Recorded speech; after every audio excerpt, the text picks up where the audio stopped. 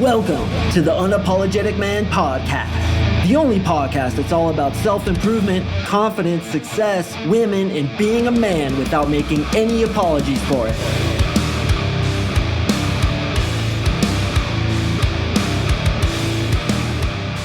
What is up, you champions? Thank you for tuning in to another episode of the UMP. I really do appreciate it. Today, we're going to talk about how to follow your intuition. You know, I think this isn't going to get as many clicks, but for you champions who did click on it, I give you a big salute. You are a fucking legend, and you're the kind of guy that's going to get success in life, because I honestly believe when you learn to follow your intuition, your life gets so much better, man, so much better. Once I learned to follow my gut, to follow what I feel is spirit. Now, bear with me here. I'm going to tell you how to do this spiritually as well as how to do it logically. But for me, I'm a very spiritual person. When I learned how to follow that spirit, my life just absolutely exploded in ways I can't even explain to you. It's just been absolutely crazy. And I've gotten pretty good at following that intuition. And sometimes it's hard to read whether or not it's intuition or fear or some other thing that's urging you to make a certain decision. So we're going to try to clarify that today. I'm going to give you all the wisdom that I've accumulated about intuition and how to follow it so that you too can live the easiest, the best, the most peaceful life possible and make all the money, get all the girls, avoid people who are going to be blood-sucking parasites who are going to make your life worse, and who many of you, including me, have run into, and you were completely duped by these people and you didn't know why. So if you're a man listening, if you're a woman listening, this pertains to all of us, and I'm excited to share this with you. These are some of my favorite things to talk about, including how to attract women, because that shit just fascinates me.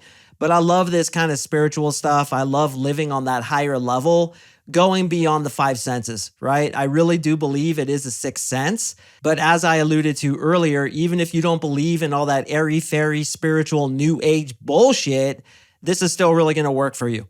So to preface this conversation, we are first going to talk about the scientific aspect of following your intuition.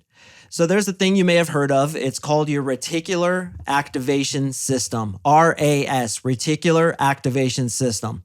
The way it works is essentially this. You can only pay attention to so much during a given moment. So while your brain is taking in thousands and thousands of different pieces of information, your conscious mind can only assess a certain fraction of that. So what's happening is all this information is coming into your head, but you're essentially choosing what it is to focus on, and then you make your decision based off that. So the subconscious mind is constantly analyzing situations. There's a depth to your intelligence that is far deeper than what your conscious mind can do. And that's what gives us those certain nudges when we have an important decision to make about something that we've been exposed to. So say you're going to buy a new car. You look at the car, you listen to the salesman, you hear about all the different options in the car, and then something inside you just doesn't feel right about it. And I'm going to tell you kind of how to listen to that and what to look for. But something inside you, maybe it's in your gut, or if you're like me, it's kind of in your chest. You just know that this isn't the right decision. Well, what may have happened, now again, I think there's more of a spiritual element, but this too also applies. What may have happened is you took in a bunch of information, and even so much as seeing something in the contract that wasn't fair to you and that was basically going to screw you over, and your subconscious mind is just throwing out those red flags like, dude, don't buy this car. It's a complete ripoff. Skip this, run away. Now, for many of us, we fall in love with the car and there are so many things we like about it that we still pull the trigger on it. And then, of course, it breaks down because the idiot mechanic who worked on the car before you bought it accidentally left an Allen wrench in the fourth cylinder and the fucking thing just doesn't work. And you get totally blown out and you're like, God to the damn it, I should have followed my intuition, you idiot. Why didn't you follow that? Because many times emotions get in the way of intuition, which we're going to discuss the difference between those two. Now, let's talk about more of the spiritual element.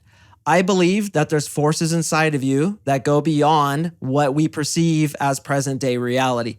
I believe that we are connected spirit. I believe there's a collective consciousness. I even believe there's people or spirits or even angels on the other side that help us. And they yell at you and say, dude, do not sleep with this girl. She has gonorrhea, the clap. Your penis is going to look like Willy Lump Lump first thing tomorrow morning. So skip this chick. And then you're like, yeah, I'm going to skip this chick. And you make the right decision. Because I believe that those voices are called to us from the other side, if you will, or even within yourself that your soul knows certain things that you're not privy to on the conscious level. So take this for what it's worth. You could either agree with me and say that there's more than just this reality, and there are things, intelligences, even people on the other side that are trying to help us. Or if you'd like, your own soul knows certain things, a super intelligence that's more intelligent than you are, and it screams at you to do certain things and not do certain things. Or if you're more scientifically minded, you can agree that we have an RS, we're taking in lots of information, and we get intuitive nudges based on those pieces of information to do something or not to do something.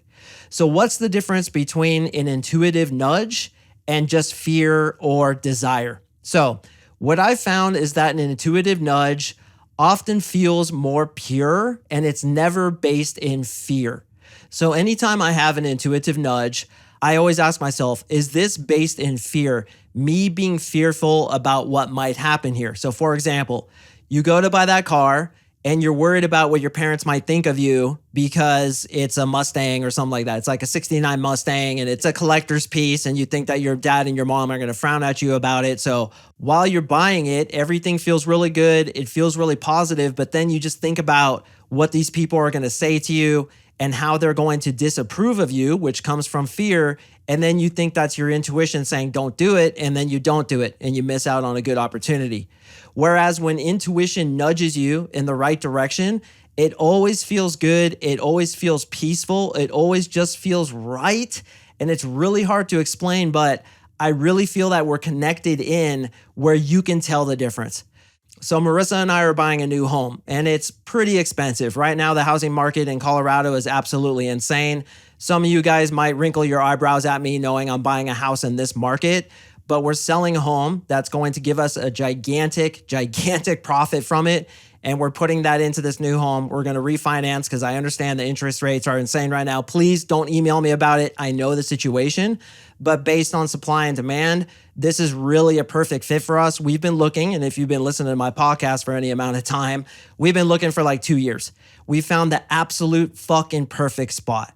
And when we were applying, I was looking for those intuitive nudges, and they just kept coming to me. What also kept coming were serendipitous numbers that would line up. For example, our address is like a perfect stack of numbers that just goes perfectly in line with what I always feel is spirit talking to me. Some of you guys know that I have 1111 tattooed on the inside of my wrist. When I see 1111 on the clock, now some of you may say, well, that's just your reticular activation system just looking for 1111.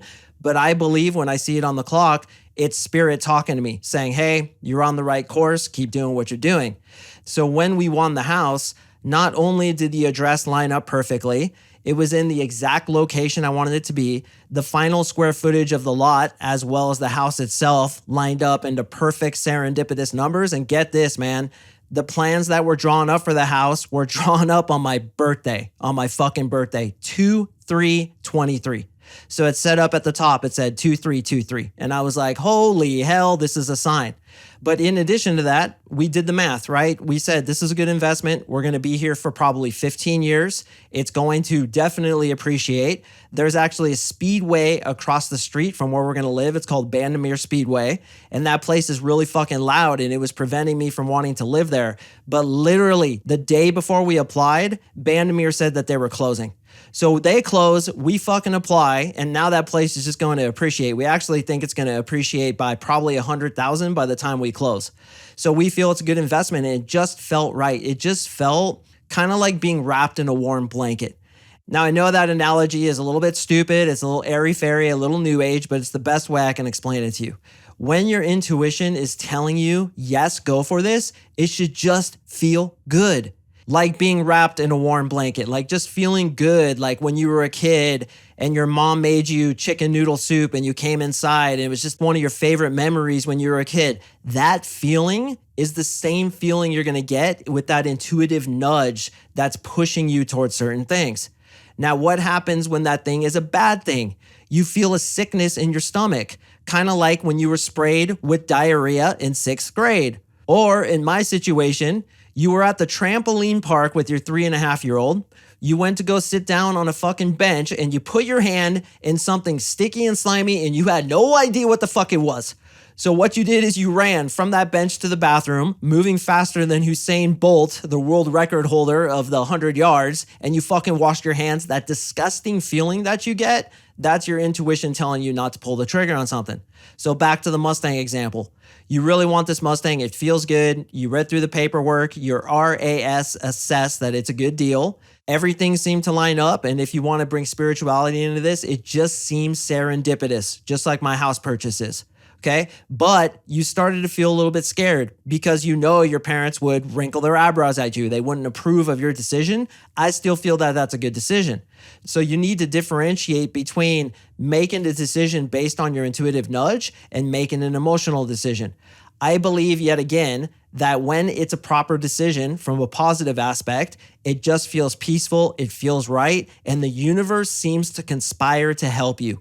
Doors open where you didn't think they would open. Serendipitous things happen, like numbers line up. In my case, in the case of a Mustang, maybe 2 other people pulled out immediately before you got there. And when you saw the thing, it just hit you and you're like, yes, that's fucking it.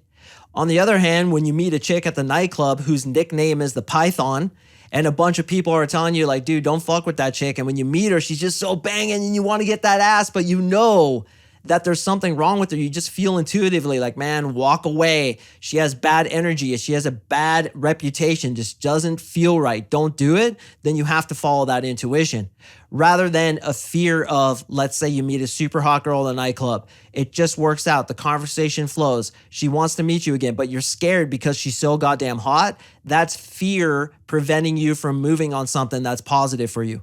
So it takes a little practice. Now, one of the best ways to really get intuitive is to meditate. If you were to meditate just for 10 minutes a day and get into that quiet place, you're going to get more in touch with either spirit, which is what I believe, or the subconscious mind, which I also believe. I believe both in the RAS and I believe in the spiritual stuff. So I feel there's a ton going for me. And man, I just follow my intuition. Even when a dude emails me, like one of you guys apply, I swear to fucking God, I can tell if you're going to become a client. From the second you apply, I just read your name and then something hits inside of me and I'm like, oh, dude, I'm going to know this guy. I'm going to work with this guy. It happens with every single client. And even on my coaching calls, I'm so in the flow that when a guy's talking, I just know what he really wants. I know what he really needs to hear. I even know when a guy has a question when he doesn't even raise his hand. I'm just like, Adam, go ahead with what you thought. And he's like, oh, well, this is what I thought. And they don't even know how I know. I just feel things intuitively and I trust it. And that's another step in this is to trust your intuition. It is right. It has your back. And the more you trust it, the more you execute on it, the better and better it gets and the better and better your life gets. So going back to meditation, I recommend about 10 to 20 minutes a day, quieting your mind, and that clears out all the crap so that you can get more intuitive with what you need to do in life.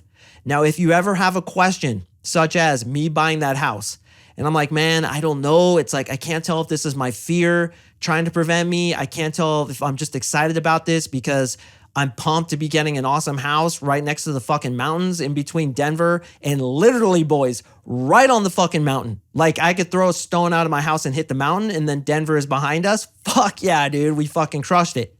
I don't know if I just want to buy this house because it's such an excellent location. There's mountain biking, there's fly fishing, there's just everything right there. Or is it my intuition telling me like, yeah, dude, execute on this because it's a big investment. So what you do is you ask yourself that question and you sit in meditation for 10, 15, 20 minutes, you will get the answer. And once again, what is the answer? It's being wrapped in that warm blanket. It's your mom's embrace at the end of a long day when you were a kid. It's your dad protecting you when you were a child and you were scared and he came and wrapped his arms around you. It's that feeling of safety, of peace, of being okay, and just feeling good. Execute on that shit. The bad feelings, again, it's like your face just got sprayed with shit mist. There's just something inside of you telling you, dude, turn away, get away. And you know what it's like? It's like walking into 7-Eleven and having some skeezy ass motherfucker who you can tell just came out of prison. And I'm not insulting guys in prison. I actually work with a lot of dudes who came from prison. But what I'm saying is this guy's on his way back to prison, if you know what I'm saying, okay? And you just get a bad feeling about him and you're like, dude, walk away, man, walk away. I feel like this guy's about to rob this fucking place. And many times you're right. When you go to a house party, for example, and there's just a bad vibe in that room and you're like, ooh, this doesn't feel good. That's your intuition telling you bad juju here, bro. Bad vibes. Turn around and walk away. Whereas when you go into a house where everybody's warm and inviting and it just feels good, again, that warm blanket being wrapped around you, that's your intuition saying, okay, I'm picking up on energies. My reticular activation system has assessed all the information. This feels right. As opposed to walking up to a house party and it's like in that movie Training Day when Denzel Washington brings Ethan Hawke to that Mexican party. Do you remember that part? I don't know if you saw it. They're all listening to Cypress Hill. 4 and 3 and 2 and 1. This old motherfucker got him a gun. Blow! I took one to the kneecap. Things happen so fast that I dropped my strap. And you're walking to that party and you're like, holy shit, I'm about to get fucking shot in the head, which is what happened in Training Day. Next thing you know, Ethan Hawke gives his gun to the Mexican gangster. He takes the magazine out, throws it to his boy. What an idiot, dude. Never give your sidearm to a motherfucker when you're in his house. And then they try to take him into the bathtub and kill him. God, that movie is good. And gentlemen, if you want to learn about frame control, go watch that movie, Training Day. Pay attention to Denzel Washington. He will show you exactly what the fuck a strong frame is. But when he's walking up to that party and they're blasting Cypress Hill and they're all staring down at him and you could tell they're packing Glocks in every single one of their waistbands, might be a good idea to follow your intuition, turn around and walk out of those situations. So again, boys, your intuition is there to help you. I really believe that. There is an intelligence to you that is far deeper than the conscious mind. Even if you don't believe in all the spirituality stuff as I do, there is a depth to you that is well beyond what your mind could ever conjure. Your mind is literally the tip of the iceberg, and underneath your subconscious mind is all that intelligence. And if you believe, as I do, that there's something more spiritual to it, I believe we're tapped into the super consciousness, which is the intelligence of everything. And ideas come out of the ether to you when you're open to it. When you get that intuitive nudge, it's spirit talking to you saying, dude, do this, pull the trigger on this, move forward with the shit. It is going to help you. And as you get good following your intuition, you're going to use it on everything that you do, from women to business, to deals where you're buying a car, for example, to selling and buying houses, to your everyday kinds of things like, hey, don't get on that freeway, man. I just feel bad about it. Or, and I'm sure a lot of you can relate, don't get on that plane, bro. I just feel a bad feeling about this shit. Listen to me, please. This is the one lesson I want you guys to take. If you're standing in line at fucking Spirit Airlines and you're like, this motherfucker's gonna crash, then dude, do not get on. I don't care how much your friend or your girlfriend or your family are like, dude, what are you talking about? You're crazy, man. You're just tripping. Follow your intuition when it comes to that shit. When it comes to getting in a guy's car who's been drinking. When it comes, of course, to a girl who has a reputation that isn't so good, or even a girl that seems perfect, and you're like, I just don't feel right about this chick. Guys, I have passed on so many girls who I later found out were just fucking homewreckers, were Hurricane Ashleys, who were just low vibrating people who were going to bring me down. And women listening, same thing with dudes. If you have a bad feeling about it, dude, don't get in his car. Don't go on the date with him. Don't go to his apartment, because in my opinion, your intuition is constantly there to help you. And lastly, boys, I want to say this. I've mentioned some pretty spiritual things over the last few weeks. That's because I do what I tell you guys to do. Not give a fuck about what other people think. Be true to who you are. Stand in your own frame. And if people don't get it, I'm sorry, I can't help you with that. That's what being an unapologetic man is. So believe what you believe, shout it from the rooftops, and fuck anybody who doesn't agree with you, because their opinion doesn't matter. What you think of me is none of my business. I'm here to try to help you, and I'm going to do that in any way possible. Whether you believe as I do in spirit, or whether you just want to take the scientific approach, you have something within you that is an internal nudge that is directing you to the best direction possible for your life, the direction to peace, the direction to joy, the direction to happiness, and the avoidance of suffering. So follow that shit. Trust that shit. Because in my opinion, you are a very powerful being who knows a whole hell of a lot more than you might think you do. I'm going to leave you with that. Gentlemen, I do appreciate you listening. As a reminder, I drop podcasts on Mondays and Thursdays. I got an awesome one coming up on Thursday, back to how to attract women, back to how to be the best fucking man we can be. So when we get to our deathbed, we nod our head like a fucking warrior does, saying that, yeah, I took the cards I was dealt and I made the meanest hand possible. That's what this podcast is all about. I do appreciate you listening, gentlemen, and I will see you in the next episode.